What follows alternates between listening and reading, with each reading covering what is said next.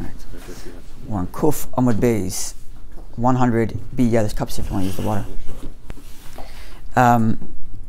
So we continue now with some wisdom from Ben Sira. Ben Sira again is that book, which is a collection of ancient Jewish wisdom, but was not divinely inspired, only collected by man. But because of the way it was written, it was being confused and people thought that it ought to be, or it is, part of Tanakh, part of Scripture, because of the way its syntax and it's written in verse. It's written with the same kind of language as Mishlei and Koheles, other such books of Scripture. So the sages banned it. And the Gemara is now going through statements from that book, trying to understand what was so terrible about it. And so far, the Gemara listed a bunch of statements, all of which we found similar statements in either Scripture or in our sages, thus saying that it's not like that terrible of a book. And this is all Rabbi speaking. He keeps on quoting the book and saying, well, what's wrong with this statement? It's similar to that statement. What's wrong with this statement? It's similar to that statement. That's where we are right now.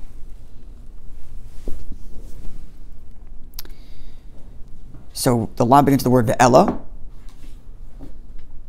It's 1, 2, 3, 4, 5, 6, 7, 8, 9, 10, 11 lines up from the narrow set.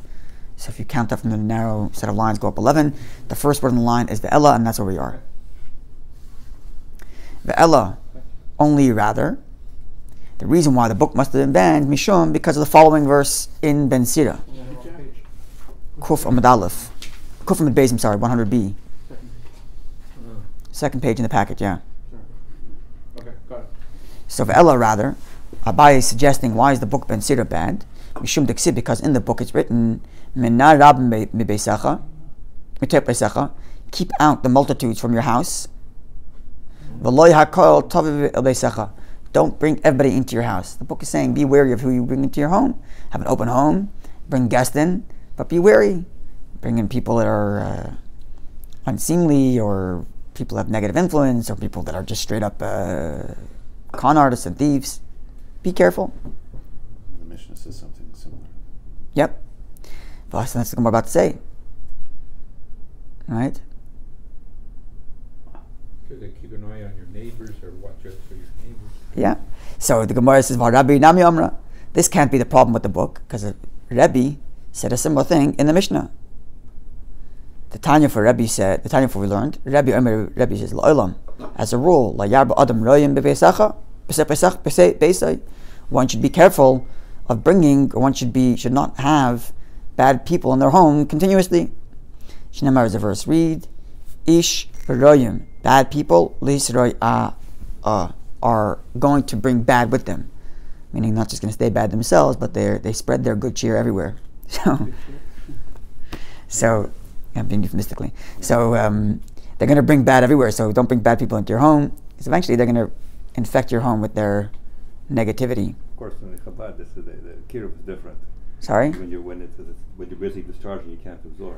Jews, you're bringing into Chabad are not bad people. No, I'm saying don't bring white girls to their house. You have big girls in shopping. Yes, but they're not bad people. They're very good people. They just aren't aware of their Yiddishkeit necessarily. Not bad people. So be careful of bad people.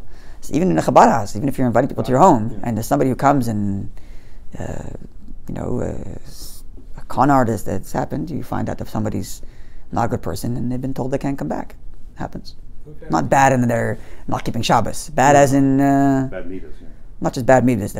We find that they're abusive to other people. We find out that they have a history of deceit or whatnot, and they're told they're asked not to come back. Warrants out for them. Yeah, things of that nature. Sure, it's not. This is not the majority, but you still got to keep your eyes open. Right? And the more open your home is, the more vigilant you have to be about it. Is it rain or rain? What about rain? Sheish reim harbe. Oh, reim as in friends. You have too many friends. Eventually, there's going to be a bad person in the mix. Yeah. Ish reim, yeah. A man of friends will eventually be bad. No, you shouldn't have too many. Yeah. Be careful of how many friends you have, because there's going to be someone in the bunch. It's not good. Yeah. All right. That's true, right? Not sorry. Bad apple. Yeah, no, you're right. I read it wrong. It's not bad people. It's don't have too many friends. Right, yeah. Because too many friends will have a negative. Somebody's going to be bad in the group. Yeah. Be vigilant. Bottom line. Be vigilant of the amount of the people you bring into your home. Yeah. All right. Yes, people can choose which side they want to err on. They want to err on the side of caution and have nobody in their home, or err on the other side. You bring people into your home and you try your best to be as vigilant as you can. All right. There's also the other thing, which is, in terms of Chabad, is there we talk about how a shliach can make sure he's not influenced by his surroundings. So it's a halacha, which is when it comes to salting meat. I think I mentioned this halacha before. When you're salting meat, the halacha is, the Gemara asks, how is it, right? When you put the salt in the meat, you open the pores and the blood comes out. So if the pores are open, well, the blood might come right back in. So what have you gained? So the Gemara says, I did Torah miflat loy by palat, which means because the meat is busy exfoliating, it cannot absorb. So if you as a shliach are busy influencing, you have no time to be influenced. But as soon as you slow down on your influencing others, and you're not in the mode of giving, then you're suspect indeed to being a recipient of influence. You're either on the receiving end or on the giving end. So make sure you're on the giving end of good attitude. That way you avoid automatically being recipient of negative attitude. Apropos to the Kines HaShluchim coming up this week, the Shabbos. Okay, sorry? Yeah, I'm going Friday, coming back Sunday. Okay. Coming back Sunday morning. Okay, so the Gemara asks, it's like, says Abaye, I'm sorry. Ella, rather, what's wrong with the book? Because of the following line, which is very strange. And it says like this: Ella mishum taksiv, because it says, Zaldakain, a person with a sparse beard, meaning he has it's not a full beard. Korteman is clever. Avdekan, a person with a thick beard. Sachsan is a fool. Denafach bekasye, one who blows in his cup. Loit sache is not thirsty. I'm using my trusty Shanzalts here. Yeah, Rashi said so. Yeah. Amar b'mai ichol lachma, someone who says, what am I going to eat? How am I going to eat my bread? What am I going to use to eat my bread? Lachma sabmine, take the bread away from him. Man de isle ma'avarta, one who has a passageway, bedikne, a passageway in his beard. Kula alme lo yachlele, he is so strong nobody can overcome him. Oh, and trickery. Passageway in his beard? No, His beard is split in two. People have some beards split like two, like this? this. Yeah. See how it's kind of like... Yeah. So But that was really... Well, I gotta put it so together. says the Gemara, this line is irredeemable. Rasputin had this. Yeah, this line. the reason Rashi explains the reason is he's putting his hands in his beard all the time. He's always scheming. He's always scheming. Yeah, then they put here in the Goinim. They say here that the guy. That's Yeah. the reason. That's Rashi explains that. Yeah. So they quote here that there's some people. Like this. Like, I was always scheming and pulling his beard so that it comes from that. The trope for the scheming Jew. Yeah. In many of the old movies they would show a Jew with his Splitting his beard in half. Splitting his beard, and while he's thinking up, while he's scheming, he's using both. Some say a passageway of the beard doesn't mean passageway, but two colors. Some say a thick-bearded man has radical opinions and therefore is intolerant. I mean, there's all kinds of different explanations of what this exactly means. And but the bottom line is, the Gemara says, because of the foolishness of the statement, we cannot possibly allow it to linger amongst Jewish literature, lest it be confused for Scripture, and then people are going to look at Scripture and say, look at that silliness. Or, moreover, someone who believes that external factors about how your beard is made has an effect on your character, that's antithetical to the notion in Judaism, which is free choice. A person is born to do whatever, can do whatever he wants. God made you with a beard that splits into two. You're a bad person now because of that? What kind of nonsense is that? So this is the statement that the Gemara finally comes to that says, this statement and things like that are the reason why the book was banned. It's full of silliness and foolishness like this, even though it has other statements that are nice. By the way, there is a bizarre thing to this idea that the shape of a person's beard has influence. No, it's not. It's not that the shape of the beard influence. It's the reverse. A person's no. It's not. It's more than that even. It's a person's spiritual constitution is reflected in his physical constitution. It's not that his physical constitution causes the spiritual. It's the other way around. The person's spiritual constitution has its effect on the physical. That's something that's very dominant in Zohar. That's first of all. Secondly, talking about euphemistic spiritual ideas. I'm talking about a beard. There's a joke that goes, that someone read in a book that if you have a beard longer than a fistful, you're a fool. So he grabs his beard with a fist, and he sees that there's more coming out. Gets nervous, so he grabs a lighter, lights the bottom of his beard. And then as his beard burns his hat, he says, "Oh my gosh, am I crazy?" And then he realizes, "Oh, the book is true." So he writes, "Baduk Amunusik, tried and tested." Yeah, try it. Right? Okay. All right. Now the Gemara says like this, and this gets back to something we were saying yesterday, that the book is common wisdom of the time, and therefore it includes some nice things and some things that are silly. Here you see something silly, and therefore the Gemara says, look, it's not holy, it's not divine, it's got good stuff, it's got bad stuff, but we can't have it hanging around because people will confuse it with actual scripture and think it's of divine nature. And therefore the book was banned.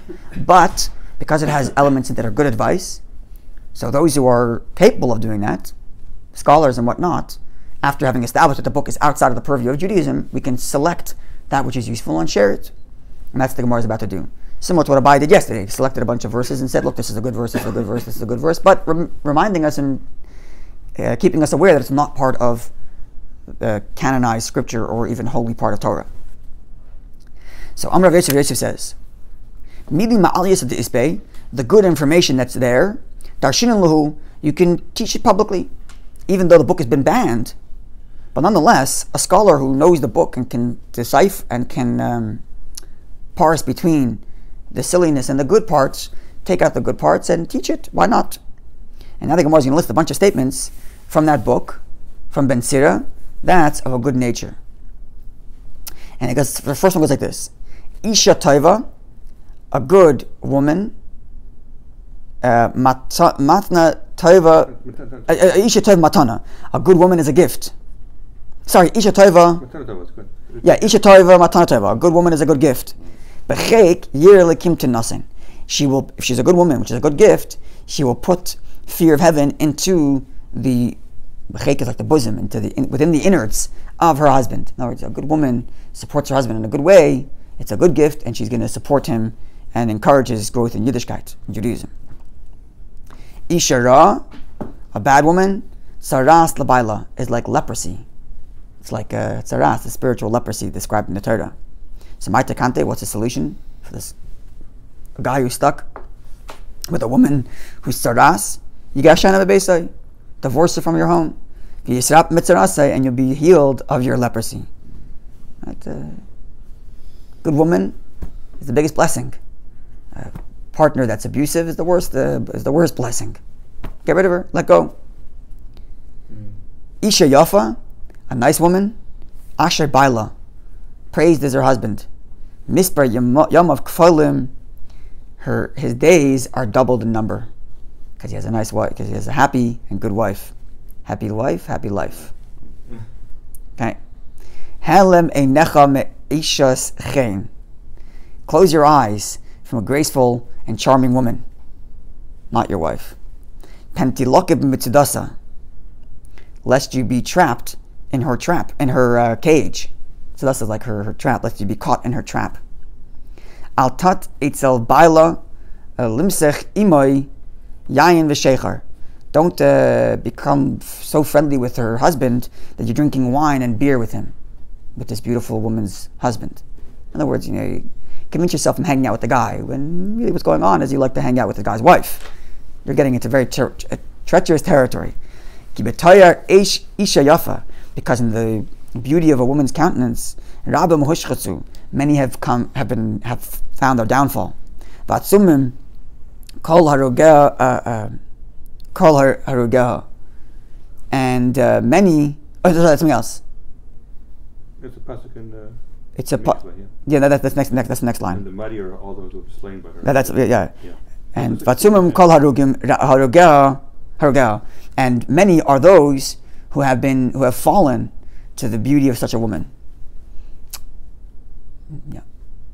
People have this notion, I'm not sure where it comes from, that because they're married, I'm married, she's married, well, it's okay for friendly. When you're single, you have to be careful you're hanging out with, but whatever, we're all married. I have my own wife, she has her husband. It's not better, it's worse. Biology remains biology even when you're married.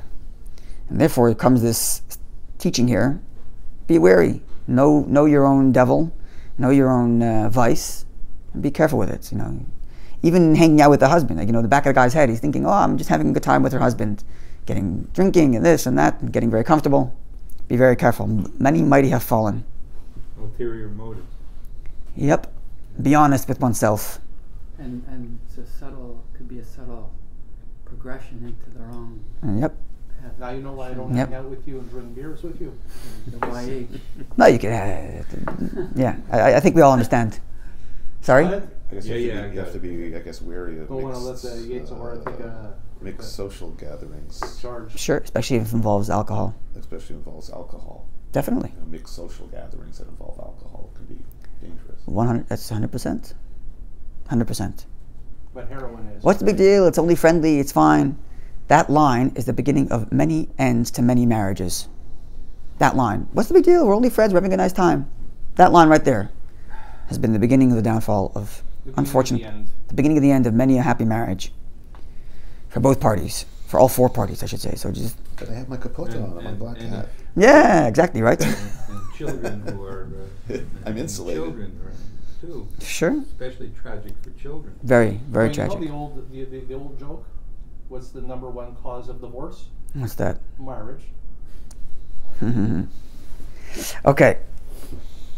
Next statement from Ben Sira that's worthy of repetition, worthy of sharing.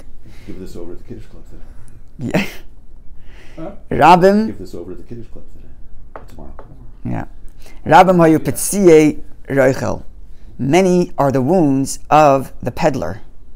This is a euphemism for hamargilim ledvar avela, those who make themselves comfortable with. I think it's the next one. This No, it's the it's a. No, it's the next one. The one was Arab, like fire to a coal.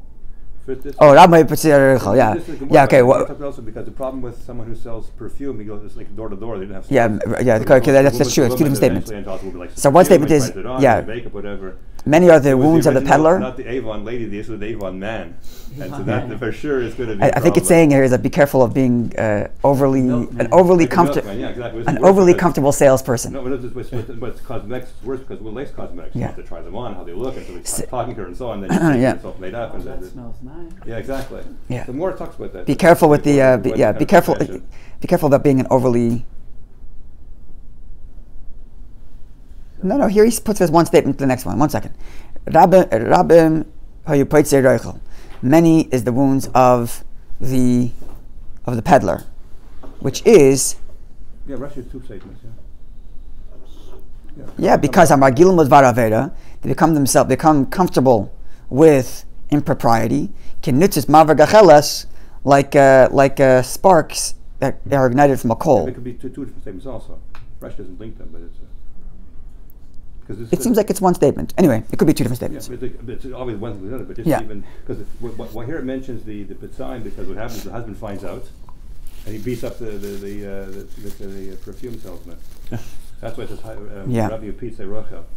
That's one statement because the husband gets angry, which normally gets jealous. And, just be careful about being overly. And then the other one, of course, is exactly talking about how things lead. It's like when someone's involved with our Arab, exactly. It's like a coal's already there, it's dormant, and then you put the light, and then it the. Be careful about being an overly comfortable salesperson.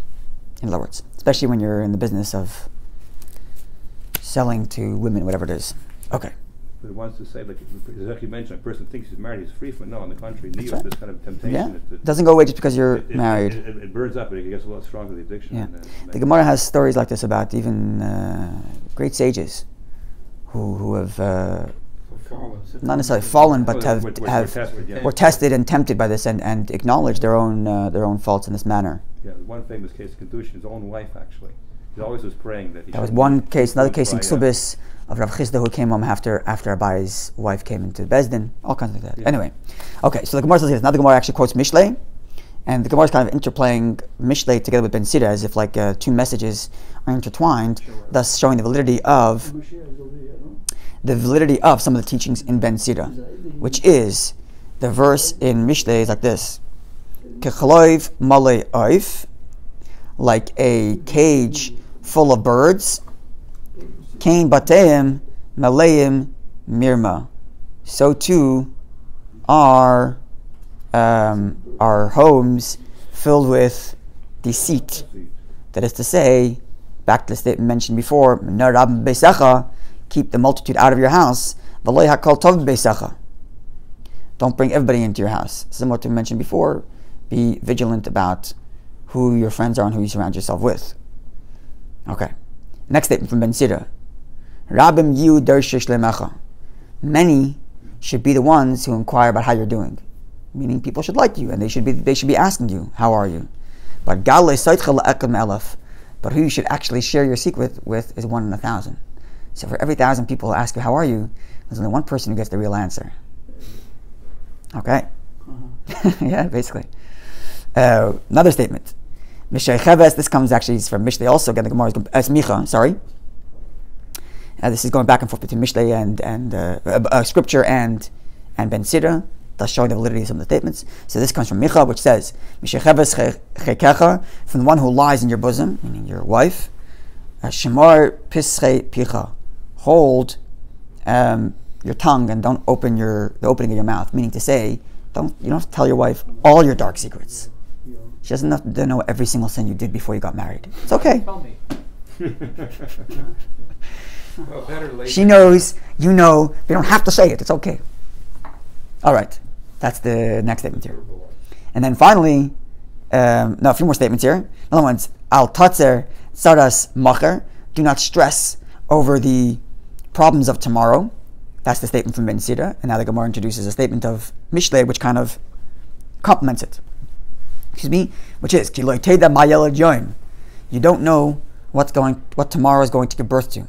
Perhaps tomorrow the worry that you were worried about today is gone. And the result is you were worrying about a world that never existed or wasn't yours. So stop worrying about what's going to happen tomorrow. Tomorrow's a new day, and who knows what's going to happen tomorrow, and now you're worried about something from nothing. Okay. Finally, says the Gemara that in Mishlei it says, Kol Yemei Ani Royim, all the days of the poor are terrible. Poor guy. Says the Gemara, Ben Sira adds, Af Leilos, is not just his days are bad, but his nights too. Then the Gemara says, B'shafal Gagim Gagoy, Uvamarim Harim Karmoi. The lowest of roofs is his roof, means he lives at the bottom of the city, and his vineyard is at the top of the city, meaning the worst place for vineyards is at the top of the mountain. It's the cheapest real estate, and then for homes, the worst place is at the bottom of the mountain. So he's got the worst of both. He's got the lowest house and the highest vineyard. And what happens? Mamtir gagim lagagoy. All the water, the rain from everybody else's roof ends up landing on his roof because it's at the bottom of the town. And the rain comes and washes away the earth of his vineyard and gives it to everybody else's vineyard. So he's got the worst of both worlds. Thus ends the statements of Ben Sira and their validity. Tomorrow, God willing, having introduced advice and sagely wisdom from Scripture, tomorrow I'm not going to be here, but God willing, Monday, the Gemara is going to quote a number of verses throughout Scripture that are like sagely advice and expound upon them and teach them beyond their literal meaning to incorporate into our Torah study, into our mitzvahs, etc. So I've always said in the past, as a joke, that I could never cheat on my wife because I'd be so excited I'd come home and she would be the first person I would have to tell. Okay, wonderful day, everybody. Good Shabbos. We'll see you on Monday, God willing.